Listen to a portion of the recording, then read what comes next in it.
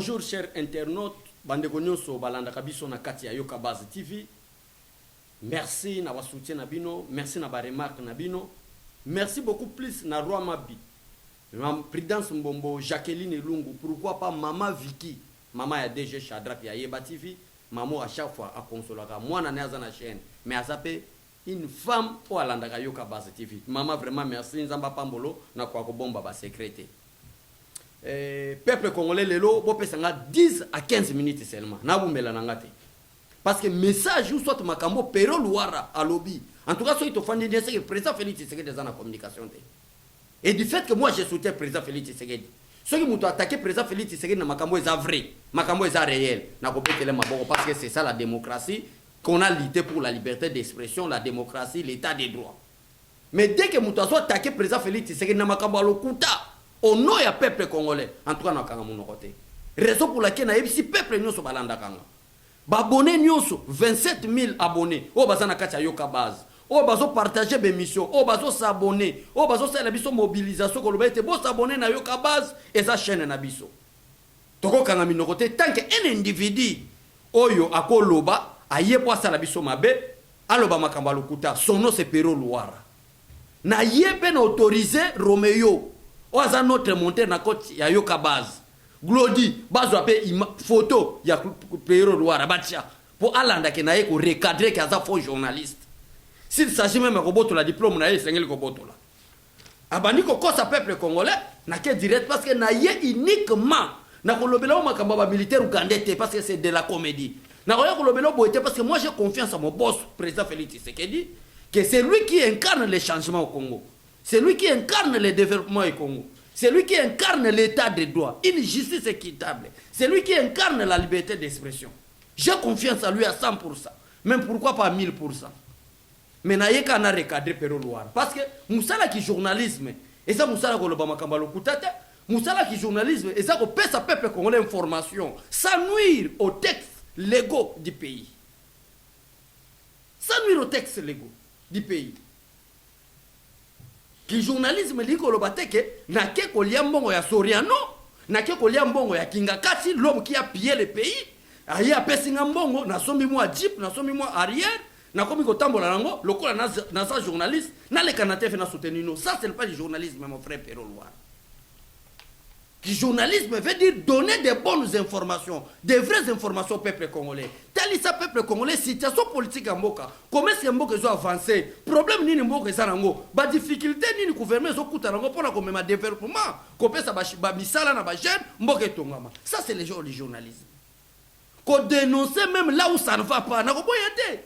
Na eliko bateke nyonso au gouvernement ça maluko des ezo sala et ça parfait et ça ba place oyo lokola le ministère affaires étrangères moi je ne suis pas d'accord avec lui à cause de ba passeport et ça na kata gouvernement na ko bateke na ko défendre parce que président Félix Tshisekedi azana président de la République non aider le président de la République et ça peut ko loba vérité pour place le côté ça président Tongamboka mais oyo makambu Pero Luara zo sala non ça c'est de l'aventure politique aventure na kata journalisme.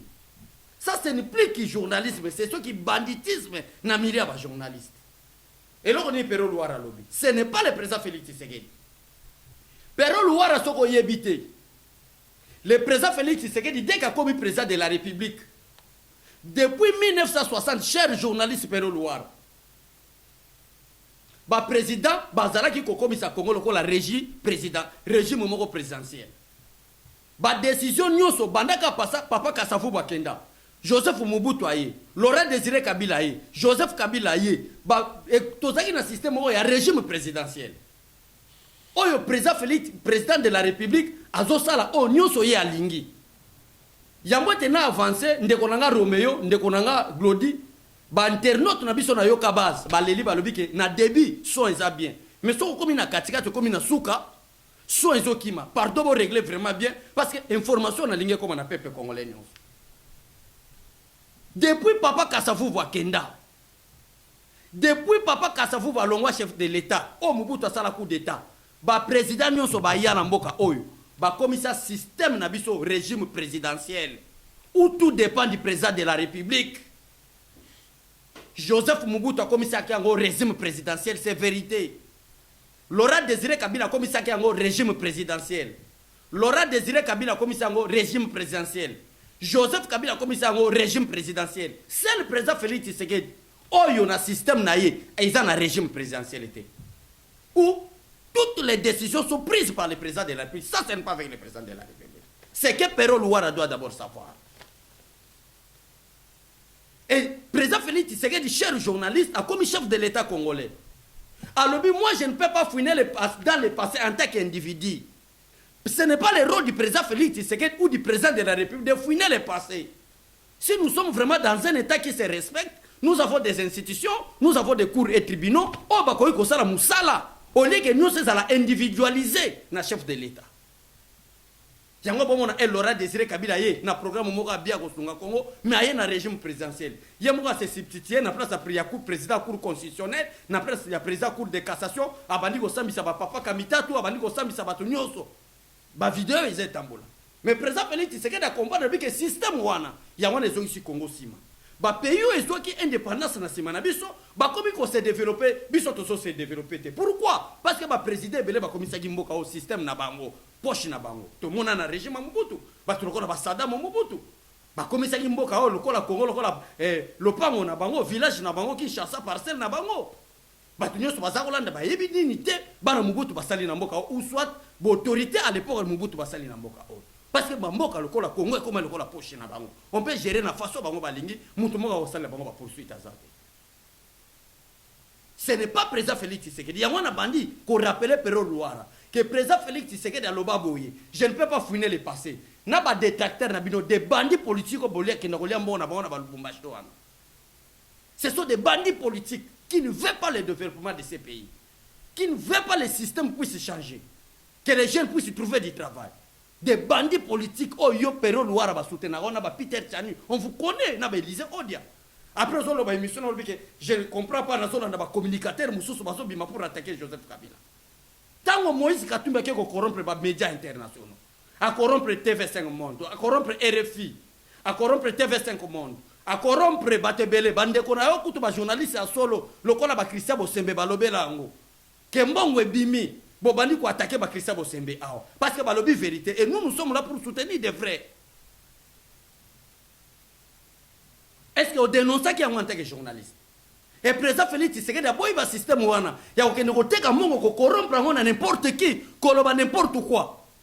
Et tant que comme président de la République, alors qui est clair que moi je ne peux pas finir le passé. Mais Pero Louara a bandit Kabila. Je ne suis pas son avocat car vous connaissez bien ma position par rapport à Kabila. Quelle position sur Kabila va tout baïbiter? Baïbi que vous êtes un ancien journaliste dans Digital Congo. Et Digital Congo, il y a des chaînes, il y a Joseph Kabila, ou soit il y a Jeannette Kabila. Tout le monde la connaît. Mais il y a aussi la déclaration, que si vous voulez parler, Pero Louara voulait parler sur quoi? Pero Louara voulait parler dans la structure où il y a Congo hold up, où il va dénoncer des détournements exagérés. Des détournements à niveau, il y a escroquerie, il y a banditisme politique. Oh, Congo hold up, va sali. Nde ya mwana Pero Louara lokola lie mbongo wa Katumbi et Katumbi aussi est cité na kacha bato ba teki ba iranium ba congolais na ndenge ya mamba mafia. Kabila est cité là dedans et aké ko lie mbongo na bango. Comment je dois faire pour soutenir Kabila? Pour soutenir Kabila, Pero Louara bandi, je ne suis pas son avocat car le peuple congolais connaissait bien ma position sur Kabila. Est-ce que le Congolais a vraiment position bien sur Kabila? Vous êtes ancien journaliste à Digital Congo. Depuis Kabila so bon abattoir, Pero Louara que ça soit la dernière fois. Sinon, on a un missile non conventionnel dans le Yoka Bassa. Si on a dévoilé qui est-il? Et Pero Louara, je ne suis pas son avocat. Je ne suis pas son avocat. Et son avocat, pourquoi? Pour le dire que non, Naboyi, prendre Kabila, le sacrifier dans l'hôtel des Occidentaux. Mais c'est Pero Louara. Qui veut sacrifier Kabila dans les hôtels des Occidentaux? Personne. Ça, ce n'est pas le président Félix Tshisekedi. Félix Tshisekedi ne veut sacrifier peuple, personne.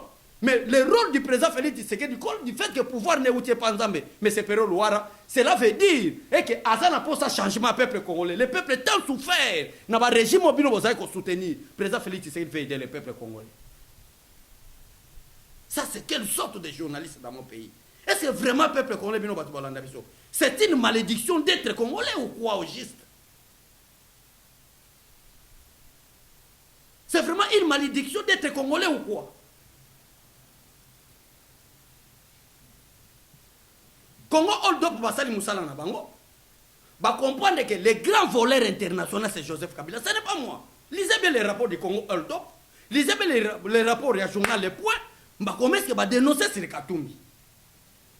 Et Pero Louara Zolo Banini, Pero Louara Zolo pour soutenir Kabila, d'abord il a commencé pour dire je ne suis pas son avocat car le peuple congolais connaissait bien ma position sur Kabila.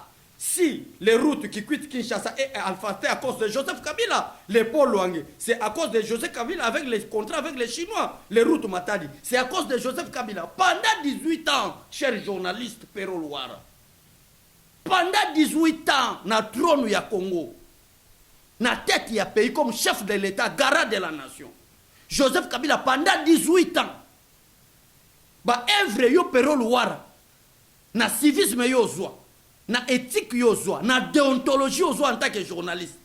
Est-ce que tu peux citer Ruth Kin Matadi comme rôle au Joseph Kabila yo comme chef de l'État? Moi je pensais que Pero Louara peut me dire que non, à cause de Joseph Kabila, guerre ya Est et la République démocratique du Congo, c'est là pour Joseph Kabila. Nos mamans sont sacrifiées. Nos papas sont coupés en morceaux par des machettes, par les ADF créés par Joseph Kabila pour lui-même. Moi, je pensais que Pero Louara, en tant que journaliste, à cause que non, à cause de Joseph Kabila, il y a la paix. Mais par contre, à cause de Joseph Kabila, il y a l'insécurité. C'est Joseph Kabila qui a créé Kundabatouare. C'est Joseph Kabila qui a créé Azaria Surubero. C'est Joseph Kabila qui a créé Alexis Tambwe Mwamba comme des rebelles. Bateau bombarda avion civil. Même Nabana Mike Bakoufa Nakasi. Ça en tant que des journalistes, Pero Louara Kolobela Mote. Mais Pero Louara c'est à cause de Joseph Kabila qui quitte Kinshasa, route est allée Alpha-Té. À cause du contrat Joseph Kabila na chinois. Bilan il y a Joseph Kabila c'est l'offre Pero Louara. Na beti datanga na mayela zanango. Si on lui demande de montrer son rôle, ou soit bilan, il y a Joseph Kabila depuis la coup d'État en 2001 jusqu'à 2018, c'est l'opéra Louara en tant que journaliste, à côté de la biso, route, il y a qui quitte Kinshasa. Vraiment, ça c'est quel journalisme dans mon pays? Est-ce que vraiment c'est une malédiction d'être congolais ou comment? À ce temps, il y a biso Paul Luangue. Donc pendant 18 ans, M. Pero Louara contemple l'œuvre de Kabila par les Paul Luangue, par les routes, alphatage de route qui quitte Kinshasa, alphatage de route, Kinshasa, Bamatadi. Ça c'est quelle conception? Ça c'est quel pays? C'est quoi au juste avec mon pays? Et aujourd'hui, nous sommes parce que Congo hold up à Sali Moussala, Babimis Kabila, voleur international. À cause de Babimis Kabila, voleur international, Talamakamo Pero Kabila, à reconnaître. Ce n'est pas mes propos, c'est à propos de Pero. Voilà, peuple congolais. Deuxième question, lui-même, Pero Louara, à se poser, est-ce qu'il a détruit ce pays? Oui, c'est le nôtre. Donc, parce que c'est le nôtre, c'est notre pays, parce que Kabila c'est notre enfant marié voleur, bango qui peut ma communauté. Nana zolo bango Pero Louara. Raison pour laquelle on dit que nazo le kalelo na yoka base, na regarder Pero Louara peuple congolais. Parlons des élections. Bolamu nyonso peuple congolais bolandanga malamu. Bolamu nyonso o Pero Louara moni na Joseph Kabila pendant 18 ans. Un homme, un kadogo, un militaire sans péter, ayeawa, a fingi ba congolais que j'ai fait tout pour changer les Congolais, mais je n'ai pas pu réussir. Pourquoi? Parce que les Congolais sont mutu makasi, mais les Congolais vont changer via Kabila. Mutayaki ka dogo na teni, ou eleke kutu na munene, na arme leke na poids, Congolais a sali le loka Kabila comme pe bogar, a comme pe na charisme, a comme pe na ba position à côté na miso ba monae. C'est le Congo qui a changé Kabila. Mais botala maintenant en retour. Le même Congo hold up en dehors ya bambongo o babimisa o Kabila yibi. Baye ko bimisa même identité à Kabila na bande kona ye. Oye prouver que Jeannette Kabila zala ki tata mwasi na ye aye na Kongo na mwana na ye na komba zoe Kabila. Babenge Selemani Mutuankale. Kombo natire ya ba Kabila. Mais na retour malgré un étranger na mutu amboka na biso. Il y a d'autres journalistes tels que Peter Tchani, Pero Louara, Élisée Odia, Bazawana Ron na bango ko défendre quelqu'un qui est venu détruire. Parce que Pero Louara est le peuple congolais. Il y a un recadré. Alors, est-ce que c'est vraiment vrai que Kabila s'est volé? Oui. c'est notre enfant. On a Pero Luara Moutaze se poser question. Est-ce que réellement il a détruit ces pays? Pero Luara et Mourazo se poser question. Oui, c'est le nôtre. Vraiment. Nasa desia ko yeba na yo nde ko landa yo. Soke zaraki bande kwa Canada, États-Unis ba zo émission na batindira ngate mutulo ko lona ko landa ote. Ko zala teke place yo fandi yo sepe no bi tala ba communicateur IDPS ba zo attaquer ngata attaquer ote. Na sali musala nanga parce que balandi na biso o balanda biso partout to le kaka. O ba comprendre que toza na vision ko était chef de l'état na domaine de la communication. Nde ba zo vidéo batindira ngana téléphone na ye. Pour ko sa vision à peuple balanda ba za décourager na ba propos na yo nde na ye na ko répondre. Naturellement comme ça na bimana tanga comme no Pero Luara na éviter ce que ça la journée. Et les mêmes choses comme on a vraiment que au Congo il y a un problème sérieux à mito abado. Donc ba bisiko ba même biso na ba ifasik ba inikine, c'est de la comédie. Parce que ne koye ko la comment tromper le peuple congolais, ce n'est pas possible. Pero Luara zo parvenir ko loba un militaire. Pero Luara osatana sonité vraiment. Ça c'est quelle éthique, quelle déontologie. Même bateau va fanda vraiment si réellement que Pero Luara ça la journalisme. Même bateau va passer cours va regretter ba le bateau va passer cours à journalisme. Pero Luara zo un militaire. Mais à céder pouvoir à passer pouvoir à maboka civil. Mais il faut être malade, mais s'il vous plaît. Peuple congolais, excusez-moi pour le langage. Nazana ba terme mususu ko bimisa na compte par na journaliste Pero Luara té. Prendre Kabila les sacrifier dans l'hôtel des Occidentaux. Je ne peux jamais accepter ces Pero Luara. Malgré Kabila voleur, malgré Kabila destructeur, malgré Kabila étranger dans la tête du pays Nabiso, malgré Kabila créé par ADF dans le Congo, oh les gens ont posé problème dans le Congolais Mobimba. Pero Luara Zolba, on ne peut pas sacrifier Kabila. Dans l'hôtel il y a des étrangers. Mais Pero Luara, c'est que tu ne connais pas l'histoire du pays, mais si. Mais en 2001, n'a pas été Kabila président de la République. Pour les lots, on l'appelle Mbangana Yolo Baké, à l'âge de 46 ans, jeune, a du pouvoir et atteint donné militaire à Tiki Namaboga civil. Qui vous a dit que Joseph Kabila a Tiki pouvoir? N'a répété pas mort. Pourquoi on a calciné des gens, des pères de famille, dans le siège à IDPS? Ce n'était pas pour réclamer les élections de 2016. Mais ça c'est quel pays? Bande Konanga. C'est que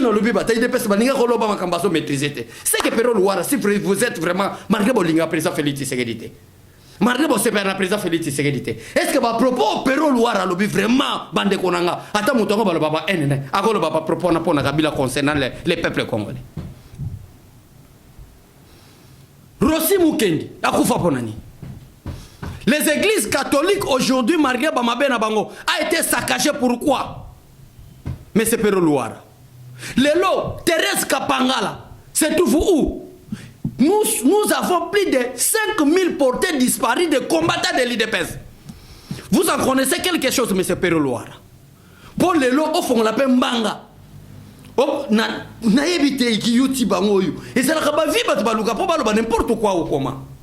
Lelo, au fond, on l'appelle Mbango, un jeune homme de 46 ans a du pouvoir na pété. Qui vous a dit que Kabila a du pouvoir na pété, monsieur? Les élections étaient constitutionnelles, M. Pero Luara. Les mandats du président de la lycée, essayez un peu de lire même la constitution. Essayez un peu de lire même les lois de la République. Notre constitution est claire. Les mandats du président de la République. Les peuples congolais donnent mandat au président de la République. 5 ans renouvelables une seule fois. À la fin de son mandat, la constitution va décorer l'ancien président de la République comme sénateur à vie. Mais pourquoi on n'a pas pu réussir à organiser les élections en 2016? On est poussé qu'il y a Rossi Mukendi. On est poussé qu'il y a Thérèse Kapangala. On est poussé porter disparu à combattre de plus 5000. On est Kabila créé la biso insécurité. Bosco Tanganda, mais c'est Pero Luara. Asambana CPI na monogoni. Baso tourner na France a évité. Ba tourner na Lingala a évité. En attendant, ba procureur, ba juge à cour constitutionnelle. Ba ebi na lamu ke au Congo n'y a que 4 langues nationales. Les Swahili, les Chiluba, les Kikongo, les Lingala. Mais Bosco Tangana so ke ne olobela biso Kinyarwanda. Créé par Kabila lui-même. Aujourd'hui, où se trouve John Numbi? À cause de l'empêchement Il y a respect à droit de l'homme. Oh, Floribert Chebeyaza a dénoncé. L'ordre a été bel et bien donné par Kabila à travers John Numbi. Où se trouve John Numbi aujourd'hui? Où se trouve Caleb Mouton d'aujourd'hui? Pero Luara. Où se trouve Caleb Mouton? Où se trouve John Numbi? Mais c'est quoi juste? C'est quoi pour mon pays? Et aujourd'hui, on fait la peine dans le lobby. Si on a souka, c'est pays est le Kabila. Oui, pero Luara, c'est pays coûte que coûte. Il faut que y Kabila. Ce qui est non, et d'ailleurs, Luara wana, c'est là qu'il identification, il y a une anticipation. C'est là l'identification, il y a qui est des pères et des mères. Tokoye babino banatina bino malam. Oui. Oh, komona ndenge Congo oldo pour babani makamboyo, suka ba sacrifier les biso Kabila. Mais ceux qui vont sacrifier Kabila, c'est vraiment une bonne chose. Nakozala en paix, mais c'est pour aussi un jour. Kabila sera sacrifié dans l'hôtel occidentaux. Parce que le peuple congolais a qui copie sa Kabila mandat tel que le président de la République. Kabila Joseph est devenu chef de l'État congolais à cause du coup d'État de 2001. Ceux qui 2001 ça qui coup d'État dans Laurent Désiré Kabila était rien comme chef de l'État. Et le coup d'État a été bien préparé par les Occidentaux.